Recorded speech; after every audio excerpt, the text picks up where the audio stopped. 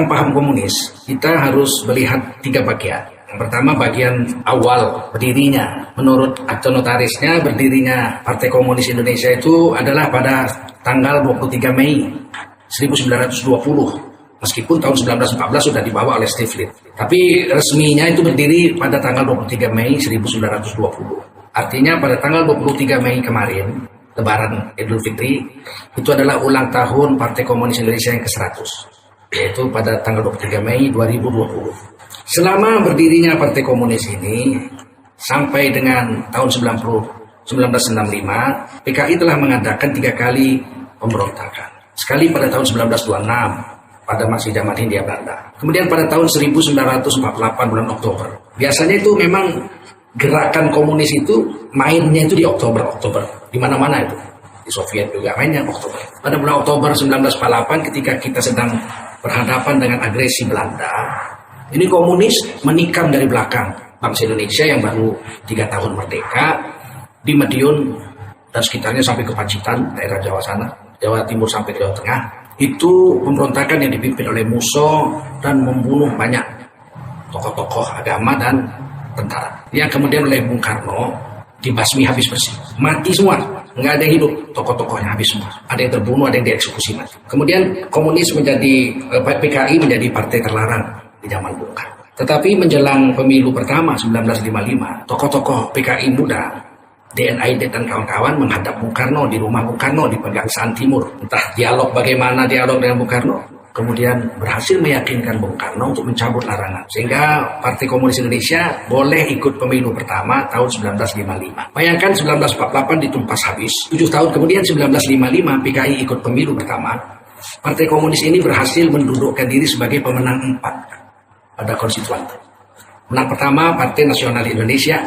Partai Nasionalis Indonesia pimpinan Bung Karno dengan 58 kursi konstituante. Pemenang pertama juga atau pemenang kedua sama kursinya, yaitu Majelis Syuro Indonesia Masyumi dengan 58 kursi konstituante. Ini partai yang didirikan oleh ulama-ulama, khususnya pimpinan Yai Hashim Asy'ari, pendiri Nahdlatul Ulama, 3 minggu setelah Indonesia merdeka pada tanggal 7 sampai 9 September 1945. Waktu itu Kongres Umat Islam pertama di Jogja diputuskan membuat partai politik Islam satu-satunya. Itu 3 minggu setelah Indonesia merdeka, yaitu Majelis Syuro Indonesia, tidak boleh ada partai lain. Itu keputusan tahun 45. Sayangnya kan Bung Karno tidak bisa buat pemilu selama 10 tahun, baru bisa dibuat 1955 karena terus kerusuhan, agresi Belanda, agresi 1, agresi 2, pemberontakan di daerah-daerah. Kemudian baru bisa pada tahun 1955. Dan PKI berhasil itu. 7 tahun aja setelah dibasmi di Madiun tahun 48, berhasil mendudukkan diri menjadi peserta pemilu, dan pemenang ketiga waktu itu adalah Partai NU. Meskipun Kongres Umat Islam memutuskan, Yai Hashim Asy'ari pendiri NU mengatakan tidak boleh ada partai Islam selain Masyumi. Nyatanya ketika menjelang pemilu itu, tokoh-tokoh NU pergi haji bersama Bung Karno. Entah apa terjadi lobby di sana, pulang dari Mekah, pulang haji, tokoh-tokoh NU membuat partai sendiri. Partai NU keluar dari Masyumi dan berhasil mendudukkan pemenang ketiga dengan 30 kursi konstituante. Kemudian PKI dengan 28 kursi konstituante. Jadi mereka itu walau dibasmi tahun 48, 7 tahun kemudian sudah berhasil juara 4 dalam pemilihan pertama, pemilu pertama tahun 1955. Nah, kemudian kita lihat tidak berhasil membuat undang-undang dasar yang permanen, sebab waktu itu undang-undang 45 dianggap sebagai undang-undang dasar sementara tanda kutip. Tidak berhasil selama 4 tahun. Wah, itu bergumul terus, tidak mendapatkan suara yang mayoritas. Ketika dibuat undang-undang dasar Islam oleh Masyumi, diveto oleh PKI, diveto oleh PNI, waktu itu nggak berhasil. Sampailah 1959. Sudah ada sepakat sebetulnya Maret 1960, masa akhir konstituante, akan dibuat itu draft undang-undang dasarnya itu. Tapi keburu Bung Karno mengeluarkan dekret presiden 5 Juli 1959, kemudian membubarkan konstituante, kemudian Bung Karno jadi presiden tanpa konstituante. Jadi MPR itu waktu itu dibubarkan oleh Bung Karno. Nah, tahun 1960 itu kemudian terjadi pergumulan politik yang begitu dahsyat.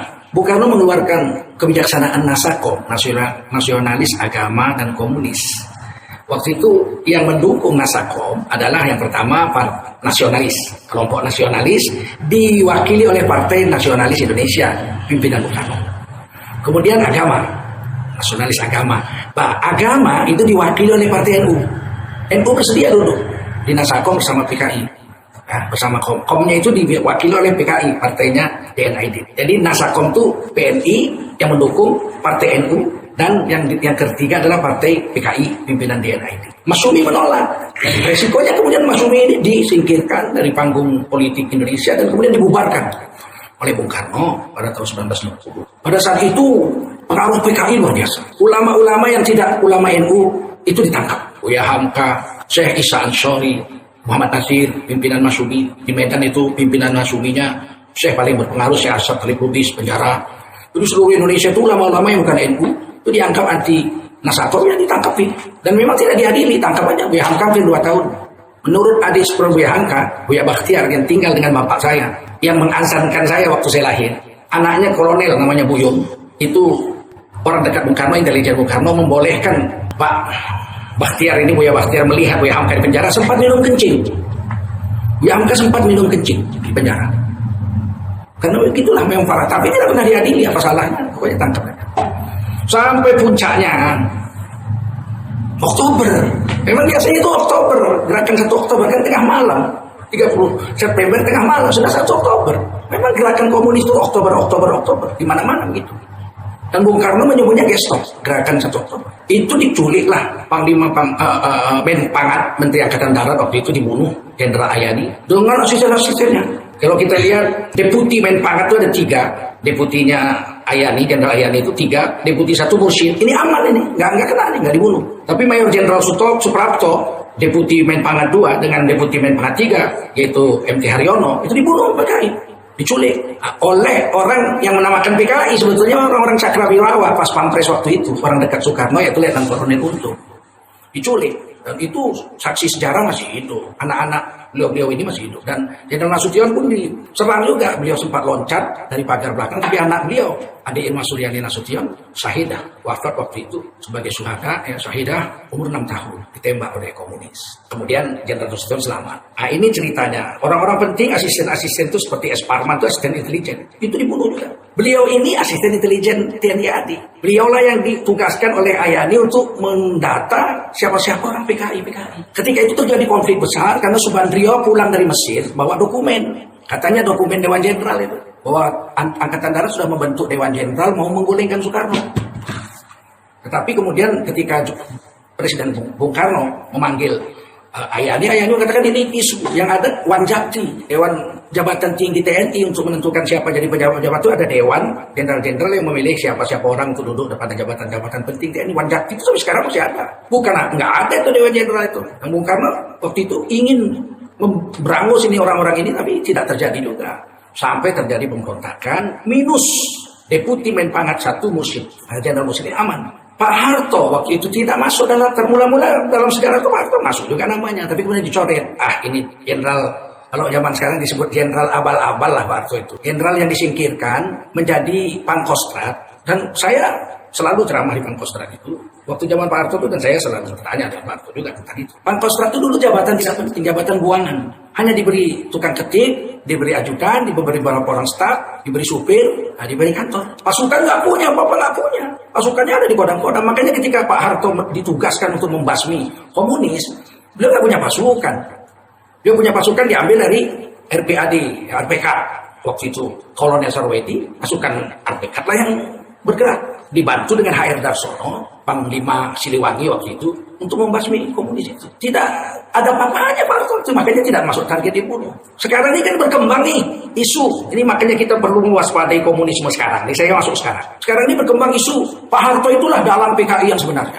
Ini tujuan keji, bejat betul ini. Memang PKI itu tugasnya begitu, memutarbalikkan fakta. Sehingga memang berbahaya. Kalau Pak Harto PKI, ada 3 alasan yang saya bantahkan. Yang pertama, kalau Pak Harto itu memang tokoh PKI, tokoh sentral PKI, maka selama 32 tahun Pak Harto jadi presiden, nggak mungkin dia nggak jadikan negeri ini jadi PKI. Nggak mungkin negeri ini tidak dijadikan komunis oleh Pak Harto. Minimal yang baik sama komunis. Nyatanya pada tahun 1967, bulan Oktober juga itu, Pak Harto memutuskan hubungan diplomatik dengan Republik Rakyat Cina. Karena komunis Indonesia ini afiliasinya bukan ke Soviet, tapi afiliasinya ke Cina.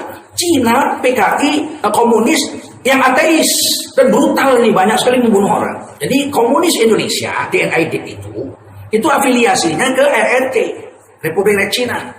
Sudah ada poros waktu itu zaman Bung Karno itu 3 poros, Jakarta, Pyongyang, hacking.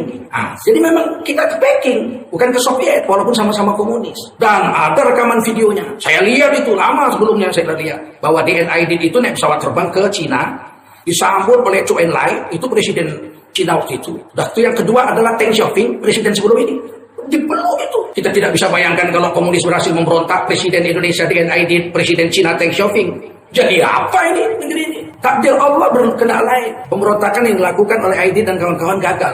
Kemudian, kalaulah Pak Harto itu betul PKI, gembong PKI, pasti 32 tahun Pak Harto jadi presiden, Indonesia sudah mengarah ke PKI, minimal bau-bau PKI. Nyatanya kan tidak, murni Pancasila, anti PKI, anti komunis. Kalau saya bilang PKI artinya komunis. Kemudian yang kedua, kalau betul Pak Harto gembong komunis, gembong PKI, pastilah anak-anak PKI yang sekarang ini, termasuk anaknya Aidit, termasuk yang bangga jadi anak PKI itu, tulis buku itu, Ripka Ciptaning dan lain-lain itu, mestinya bergabung ke partainya Pak Harto, akrab dengan keluarganya Pak Harto. Kenyataan anak-anak PKI ini sekarang bergabung di partai mana sekarang ini? Apa partai yang dekat Pak Harto atau partai yang mana? Coba buka mata kita besar-besar. Ini aku memutarbalikkan PKI. Ya saya pokoknya ini kita dengar aja, kita lihat. Kalau betul Pak Harto ini gembong PKI, dalang PKI, pasti anak-anak PKI yang 28 kursi itu yang sekarang katanya 20 juta sampai 15 sampai 20 juta menurut Ripka Ciptaning di TV swasta, saya dengar lagi langsung dia bicara ada 15 sampai 20 juta kader anak-anak PKI. Komunis PKI bisa dibubarkan, tapi ideologi komunis tidak bisa dibubarkan. Ada 15 sampai 20 juta anak-anak komunis yang siap bangkit kembali. Nah mereka itu pasti berafiliasi ke Soeharto, ke keluarga Pak Harto, ke partainya Pak Harto, Partai Golkar. Kalau sekarang ada partai berkarya kan kenyataannya kan ke partai yang lain. Ini kan gak masuk akal masa gembong PKI ditinggalkan oleh anak-anak PKI. Dan yang ketiga, alasan Pak Harto itu tidak mungkin gembong PKI. Karena intelijen Menpangan waktu itu, S. Parman itu tak pernah memasukkan Pak Harto itu dalam golongan PKI. Kalau Subandrio dan lain-lain itu masuk. Sehingga ketika Nasution lolos dari pembunuhan Jenderal Abdul Hari Nasution, beliau mencari perlindungan itu ke kantornya Pak Harto, menjumpai Pak Harto. Kalau dia PKI, Nasution sudah tahu dia Jenderal Bintang 4, masa dia nggak tahu tentara-tentara yang berafiliasi ke komunis, ada intelijen dia, kok Suprapto, Mayor Jenderal Suprapto, S. Parman itu kan tahu. Nyatanya Jenderal Abdul Hari Nasution minta perlindungan sama Pak Harto, yakin Pak Harto itu tidak membunuh. Kalau memang Pak Harto komunis, Nasution datang berdua-dua, tinggal dor aja mati, nggak ada bukti, tanam aja di belakang markas Kostrad. Nggak ada yang tahu Nasution dibunuh sama Pak Harto. Kalau Pak Harto memang PKI, ini kan harus dibuka akal sehat kita agar kita ini terlindung daripada bahaya komunis gaya baru yang memutarbalikkan fakta ini. Sangat berbahaya bagi orang-orang yang tidak cerdas. Nah setelah PKI habis, selama 32 tahun PKI tidak punya panggung di Indonesia. Bahkan anaknya aja nggak bisa jadi pegawai negeri. Screening, saya itu jadi pegawai negeri tahun 86, SK saya keluar 87. Saya itu tesnya 9 kali tes kemampuan bahasa Indonesia segala macam, tahanan negara, ketahanan segala macam. Tes terakhir itu saya menghadap Kasospor. Ada 3 orang staf di situ yang memeriksa berkas saya, ada nggak bau-bau komunis. Ke atas, ke samping, ke bawah diperiksa. Artinya 32 tahun komunis tidak punya panggung. Tapi kemudian pada tahun 1998 terjadi reformasi itu, 1999 tahanan-tahanan politik dibebaskan oleh Bapak Profesor Dr. Habibie sebagai presiden pengganti Pak Harto. Tahanan-tahanan politik Islam yang di komando jihad dan lain-lain dibebaskan, tapi tahanan-tahanan PKI juga dibebaskan. Nah inilah mulai terjadi kerancuan-kerancuan. Subandrio, tokoh PKI yang dipenjara, itu di pengadilan militer waktu ditanya, Anda PKI? Dia bilang, tidak, saya orang Islam, orang KTP saya Islam, orang saya udah naik haji kok. Jadi PKI itu naik haji, KTP-nya Islam. Kemudian auditor militer bertanya, Anda Islam? Islam. Sholat subuh berapa rakaat? 6. Ini kualitas PKI. Dan ketika di penjara, saya itu masih ingat betul siaran TVRI. Ketika Subandrio kawin di penjara, menikah di penjara, disiarkan di TVRI, saya melihat itu, siaran langsung itu. Diwawancara dia bilang apa? Saya itu bersyukur, alhamdulillah, saya masuk penjara itu ya, jadinya saya ngerti agama. Kalau saya dulu mati dulu masuk neraka loh. Begitu kayak ngomongnya gitu. Alhamdulillah saya masuk penjara, saya belajar ngaji, udah bisa baca Quran. Sekarang saya menikah, ya saya itu bersyukur bisa belajar agama, dulu nggak tahu agama. Tobatlah kira-kira begitu. Begitu keluar dari penjara ngarang buku bahwa PKI itu korban, bukan pelaku pemberontak. Nah, saya pernah berdialog dengan Abang Anda AM Fatwa yang ketika itu di penjara juga di zaman Orde Baru. Beliau sempat berbicara dengan Kamaruzzaman, ya salah satu pentolan PKI. dan mengatakan memang PKI memberontak. Kamaruzzaman pun mengatakan iya, padahal dia nggak setuju, nunggu sebentar lagi belum mateng, tapi Aidit waktu itu nggak sabar melakukan pemberontakan itu dan akhirnya habis, gagal pemberontakan itu. Terakhir saya ingin sampaikan bahwa PKI itu memang komunis itu yang berontak adalah dari buku yang dikarang oleh Manai Sofyan. Siapa menabur angin akan menuai badai. Ini orang tua kandung dari Sofan Sofyan, anggota DPR RI dari fraksi PDI yang wafat ketimpa motor gede waktu jalan naik motor gede ke Jawa. Jadi Manai Sofyan menulis satu buku, Siapa Menabur Angin Menuai Badai. Di situ dia ceritakan bahwa setelah PKI memberontak dan menguasai RRI, Letnan Kolonel Untung itu membuat pengumuman propaganda. Jadi dulu itu sudah ada memang propaganda PKI ini, komunis ini. Apa yang dia umumkan di dalam buku Manai Sofyan itu, dan bapak saya memang ceritakan pada saya itu dari siaran radio RRI. Begini ceritanya. Untung mengumumkan bahwa Dewan Revolusi telah menguasai RRI, menguasai negara Indonesia, maka didukung oleh tokoh-tokoh agama dan tokoh-tokoh nasional. Di antaranya Ria Kudu, Brigadir Jenderal Ria Kudu dari Lampung. Ini bapaknya kandung daripada Jenderal Ria Mizat Ria Kudu, mantan Kasat ketika zaman Ibu Megawati. Jadi Jenderal Ria Mizat Ria Kudu ini punya bapak namanya Brigjen Ria Kudu. Itu masuk dalam pengumuman Untung di RRI bahwa Ria Kudu ini PKI, komunis yang mendukung gerakan pemberontakan G30S PKI menurut kita, Gestop menurut Bung Karno. Kemudian paman guru saya, Syekh Sirajuddin Abbas, Ketua Persatuan Tarbiyah Islamiyah, pernah jadi menteri juga zaman Bung Karno. Itu disebut sebagai tokoh agama yang komunis. Ini propaganda sesat, fitnah yang dilakukan oleh komunis PKI.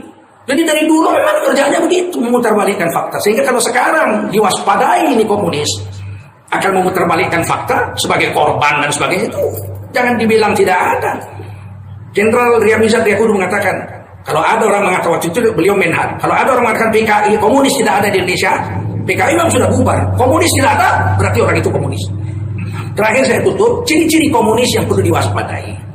Paham komunis yang pertama itu anti agama. Ada bilang, wah ini hari saya baca ini tulisan orang yang mengaku sebagai tokoh Ansor, pemuda Ansor, mengaku itu aktivis Ansor. Dia bicara, dia katakan apa? Aidit itu orang yang soleh, namanya Ahmad Aidit ini, orang yang soleh, khatam Quran, rajin baca Quran segala macam lah pokoknya. Hanya dibuat-buat ini oleh Pak Harto bahwa PKI komunis ini adalah jahat. Kalau memang Pak Harto yang buat-buat, bagaimana dengan komunis yang ada di Pol Pot, yang ada di Kamboja bunuh 3 juta orang, apa itu diinisiasi Pak Harto juga? Komunis yang ada di Albania, komunis yang ada di Soviet, apa itu diinisiasi Pak Harto juga? Ini kan satu fitnah. Ciri-cirinya anti agama. Yang kedua, anti ulama. Pasti ulama akan dibusuk-busukkan supaya apa? Supaya tidak diakui oleh umatnya, umat Islam. Yang ketiga adalah mereka ini suka adu domba. Itu selalu diadu domba. Ini dengan ini diadu domba. Sekarang ini kita kelihatan ini. P3 pecah, Golkar pecah, PKB sempat pecah. Ya begitu, memang begitu. Memang ada adu domba. Kemudian pemutarbalikan fakta, seolah-olah PKI itu bagus, komunis itu bagus, menyusul ke pemerintahan, sebagaimana dulu Aidit itu buat upacara nasional komunis PKI, ulang tahun PKI di Gelora Senayan Jakarta, itu Bung Karno hadir, dan Bung Karno pidatonya mengatakan itu subur-suburlah PKI, subur-suburlah PKI. Itu dipendam video itu oleh Pak Harto, mikul dhuwur mendem jero, gak mau membuka aib atasan, simpen, itu video disimpan 32 tahun oleh Pak Harto. Sekarang itu muncul ini. Dulu saya tanya kenapa ini nggak terbongkar.